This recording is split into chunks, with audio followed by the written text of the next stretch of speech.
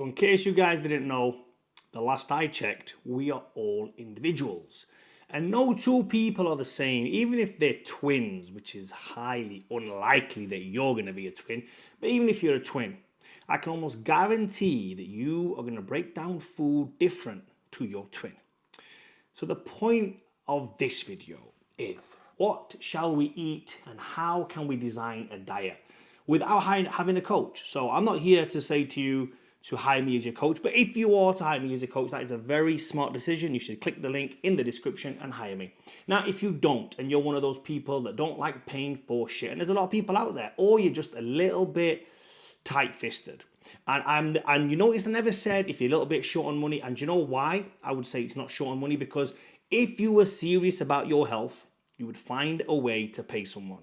I am not here to sell my service. I'm just saying I am not the most expensive coach out there. I'm probably not the cheapest, but definitely not the most expensive. I think my prices are very fair and it's life-changing. Not so much where I'm going to give you a diet plan and say, follow it, right, I've got the perfect diet plan. No, you're going to learn exactly what to eat, when to eat, how much to eat for the rest of your life. And you can pass on those lessons, those principles to your children. Even if they're just watching you do it. If they watch you eat, that's big enough. I don't sit there and give my daughter diet advice. I don't get a pen and paper and say, right, this is what you should be doing. No, you know what she does? She picks up habits off me and her mum. And her mum's got a six-pack. I've got a six-pack. Or I think I've got one anyway. And she watches and observes. We don't tell her when to stop eating. We don't tell her when enough ice cream. Well, this is enough ice cream. No. But she notices. She picks up habits of what we're doing. And then she just does exactly the same as that. That's what kids do. They're like a sponge. They absorb shit. So rather than telling kids... Anyway, I'm not going to get into the kids side of it over here. But the point is, kids don't listen. Kids watch and observe. They are like sponges. And they will pick up habits off the family. And it's very, very sad and heartbreaking when I see fat kids, because I know it's hard enough out there at the minute. It's very, very hard out there. The world is a very difficult, tough place right now. I would hate to be born right now. I would hate to be in my daughter's position right now. But it is what it is. People are born and it's difficult for them. And the hardest thing to be right now growing up is fat. Just one of my personal opinions. Anyway, moving on to this video. How do you design a diet for yourself? Well, guys, it's very, very simple. There's a couple of principles you should follow. Now, everyone knows I am a big advocate on saying eat less, eat less. Don't count calories, don't weigh your food, don't do anything. Look at something visually, eat less. If you want a steak or a piece of chicken, it's the size of your hand. Now, unless you've got, crazy big hands, that's how big and thick a steak, chicken fillet should be. And when it comes to carbohydrates, the size of your fist. Very simple. That's it. That's how much you should eat. And how often? One meal a day is good enough. You're not going to die. And then when you're like 10% body fat, then you can hire a coach and think, okay, let's go from here or whatever. I think it's time enough now. Fatty's taught me enough now for free. Let me go and pay this guy some money and keep his lights on. Anyway, now what kind of food should you eat? That's the main thing. What kind of foods is it? Again, it's very, very simple. Eat things that go off quick. You understand what I'm trying to say? Did that register? If you have things like chicken and you leave it out of the fridge or even in the fridge, watch how quick it goes off. Watch how quick a steak goes off. Watch how quick a chocolate bar goes off. Watch how quick a McDonald's burger goes off. Now, McDonald's is the obvious example that people use because it can stay for years.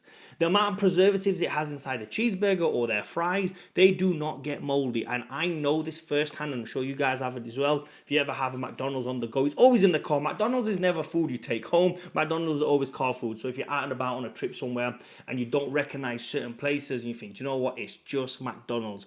You grab the McDonald's, it's the only thing open at 3 o'clock in the morning. You have them in the back seat, whatever. The kids have got them all over the place. And one chip goes and falls under the seat. And if you're like me, you don't clean your car out very often. You might go and clean that car out 2 months later. Yeah, I don't clean my car very often. But I might go and be cleaning up 2 months later and thinking, there's a couple of chips down here and they still look good to eat 2 months later. Yeah, that's exactly it. I mean, I wouldn't say good to eat. I don't even like McDonald's food. When I look at the chips, they look fake to me. So they definitely don't look good to me. The only chips that look good to me are like the local fish and chip shop. That's what I like, those kind of chips. Or French fries. But anyway, I'm not going to get into chips. The point I'm trying to say is they have so much preservatives in it. I almost think the food's plastic. I mean, you look at the beef burger, the hamburger, all this kind of stuff that they have, and you can only Google, you go on Google and type in a cheeseburger from that someone saved for a year.